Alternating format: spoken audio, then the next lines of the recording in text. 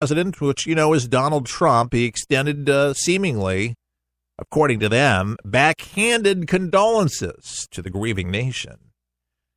We grieve and pray for the innocent victims of the terrorist attacks in Iran and for the Iranian people who are going through such challenging times, Trump said in a press release. But hold on. The media was very quick to point this out, but he didn't stop there. He says, we underscore that states that sponsor terrorism risk falling victim to the evil that they promote, the president concluded. The twin attacks claimed by the so-called Islamic State terrorist group killed at least 17 people and injured scores. The 6 known assailants were also killed, and 5 other suspects have been detained so far. Iran's Revolutionary Guard have blamed Saudi Arabia and vowed to seek revenge. During his recent visit to Saudi Arabia, Trump criticized Iran for fueling the fires of conflict and terror. And they are the leading sponsor of terrorism. Their citizens may not know that, but they are. The money goes towards that. We know this. Our State Department monitors it. Our FBI knows it. TSA knows it. It may have appeared to be insensitive, but it's just calling a spade a spade. People don't like the truth. Of course, they don't like it. But the Sunnis and the Shiites, of course, they're at odds with each other. And, boy, you don't want to mess with Saudi Arabia after the deal that we made with arms. They're going to be loaded to the gills after that deal to be able to protect themselves. And I think that there is definitely some methodology there, claiming revenge for that. No, excuse me, it was ISIS that did that. Saudi Arabia is trying to get rid of ISIS. They've had their own terrorist attacks there. It's that they realize. Blaming it on Saudi Arabia, blame it on ISIS. But they're not going to blame it on ISIS because they are funding ISIS and Hezbollah and all these, and Al-Qaeda. They love these people. The money comes from that. Even the Taliban in Afghanistan, they killed more of our soldiers.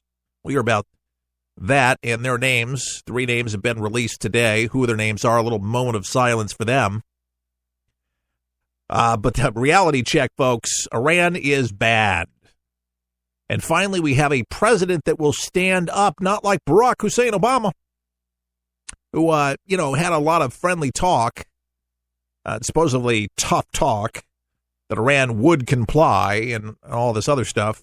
Trump says they will not be able to do this, will not be able to do that. We will not tolerate it, as the world will not sit back. I mean, this is tough talk, real talk, tomahawk talk, if you will. And Donald Trump's not afraid to use it. Mad Dog's not afraid to use it. We will use what's in our arsenal plus some if we need to use it. But these folks need to be checked big time. Though terrorism is a terrible thing, and even in Iran, where there's innocent victims, unfortunately, that happened, but it's their corrupt government that's held the people back from Iran for a very, very long time. But to blame this and pin this,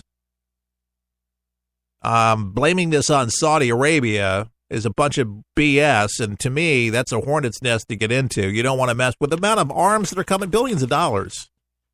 And the United States backing Saudi Arabia as great allies. Of course, anybody that's allied with the United States, they're going to hate anyway.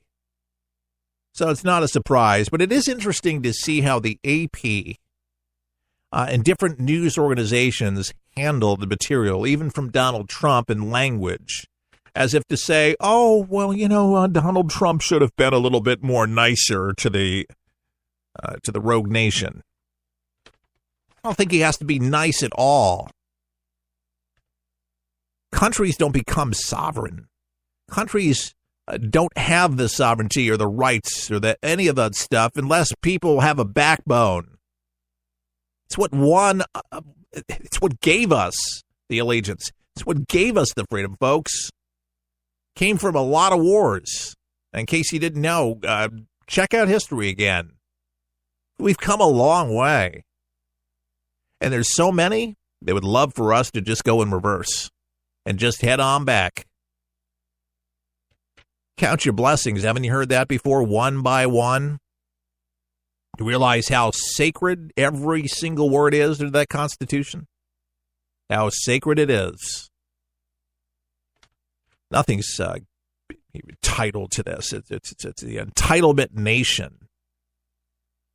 Should be given back, like JFK said. Ask not what your country can do for you, what you can do for it. Government's never the answer, no matter who is in there. That's what really drives me bananas when you listen to the left about the government. It's like, what are you doing locally? What are you doing in your city, your town, your community? What is it? I can't believe I'm going to say this, but I'm going to say it. Barack Obama was a community organizer. I mean, even he knew locally that you could do stuff and get stuff done. We'll do stuff like that. I don't like the propaganda. I don't like the lies that the left is spewing out. If they could just be honest, they could take the White House again. If they could just be honest. Our friend Pat Choate, who is the economist, who was the presidential running mate to Ross Perot, he's actually contemplating, if not writing now, a book on how Democrats can get back on better footing. But they definitely need direction. Don't have a leader. It's just drifting in the wind. They don't have a message is the problem, and he's going to give them one. I think it'll probably be a bestseller for him. Somebody needs to help him out. And it'd be nice to have decent parties where it would be really difficult. Can you imagine? Gosh, between Republicans or Democrats or independents or Tea Party, if they're all just exceptional parties where it's like, gosh, it'd be difficult, man. The Democrats are right there. They're really on the up and up, and the Republicans are on the up and up. They're just so truthful and honest, and they follow through on what they say, and they work hard, and they show it every single day. They make us believe. Jimmy Carter did something interesting over the weekend and just really made me think about servanthood. Jimmy Carter, believe it or not, takes regular flights with the Secret Service, I guess. I can't believe, being an ex-president. I mean, once president, always president, more or less. Even though you're not occupying the White House, you actually get the Secret Service. And so many different things available to you at your beck and call, but not Air Force One. So anyway, as a really beautiful gesture, he shook everybody's hand, even those that were Republicans. And he was very gracious, and everybody was really happy to shake his hand. And he did it very quickly, but stood up in the aisle, and everybody shook his hand on the way out. If more leaders would have that mentality, to realize that the people send him there. And that's something that I thought Donald Trump did a really, really nice job, unlike Barack Obama. Now, I understand, we're not even quite 200 days yet into the Trump presidency, but Obama, he promised a lot of things, man. And politicians do, not just Obama. But my goodness gracious, if it was that people would get in there and roll up their sleeves and really say, you know what, when Trump goes back on the stump, so to speak, and goes out and these celebratory meetings and kind of quasi-rally-ish, when he goes out with the economic deal and he flies to Wisconsin and flies there and then, they kind of get the energy, get the pulse, the feel, remember what it was that we were doing, what we were supposed to be doing.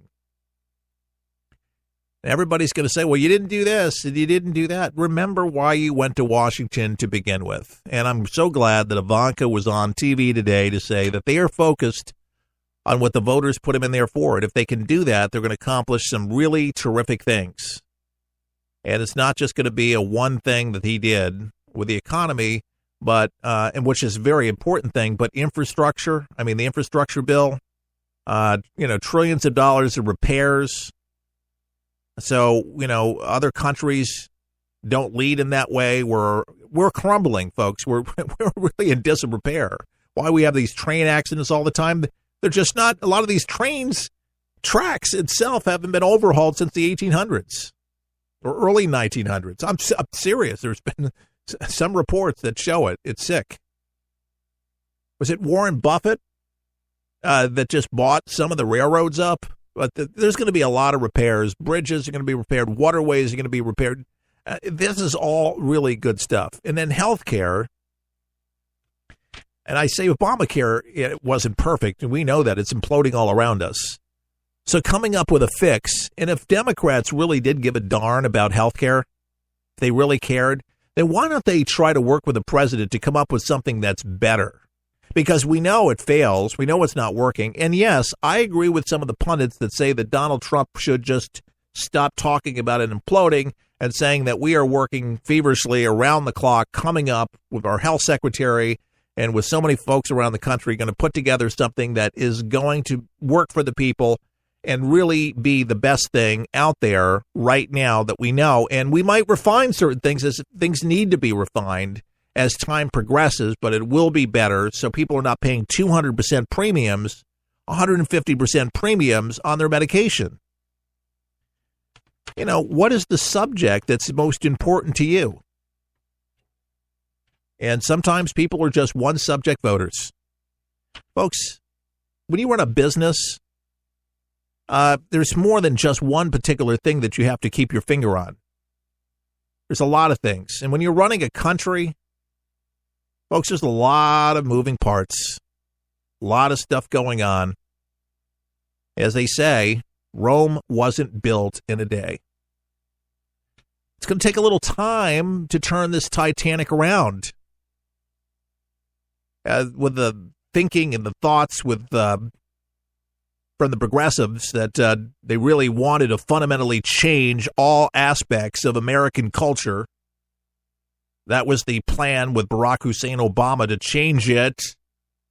He wouldn't even recognize it to be, because that was his idea. That's the progressive idea, to change it.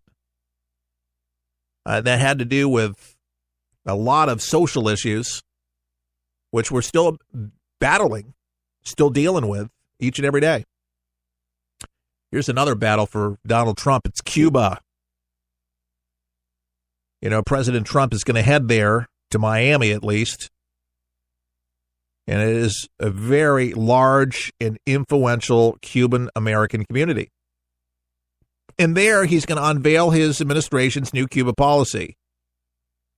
Now, you know he's going to roll back central parts of his predecessor's efforts.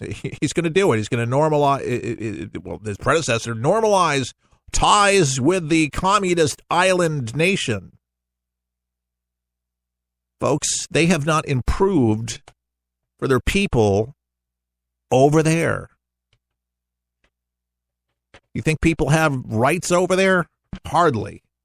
People live terribly over there. It's because of Raul and the Castros. And there needs to be more of a push for political freedom and release the democratic activists in Cuban prisons, among other initiatives. So Trump is he's expected to announce and reveal of what his Cuba plan is going to be, but he's definitely has the right as president to roll back under executive order, which Donald Trump has a right to do that as president because Barack Obama did it. Key Republican lawmakers, Senator Marco Rubio, Representative Mario Diaz, and both Cuban Americans from Florida have been directly involved in working with the White House on the new Cuba policy, according to sources with direct knowledge of the situation. Rubio, who opposed Trump in the 2016 Republican presidential primary, has worked diligently behind the scenes with the administration to develop this approach, said a source directly involved in the discussions. He says, I'm confident that the president will keep his commitment on Cuba policy by making changes that are targeted and strategic and which advance the Cuban people's aspirations for economic and political liberty. So keeping in mind their future, not trying to hurt the Cuban people. And how you hurt them is because they want to see their people, to be able to travel and all this other stuff. But we really, just to allow them a green light and just open up shop for American businesses and encourage it. I mean, because we're no better off, folks, in many respects, especially with Russia these days. And you know, if you were back in the 60s, which my mother's told me stories,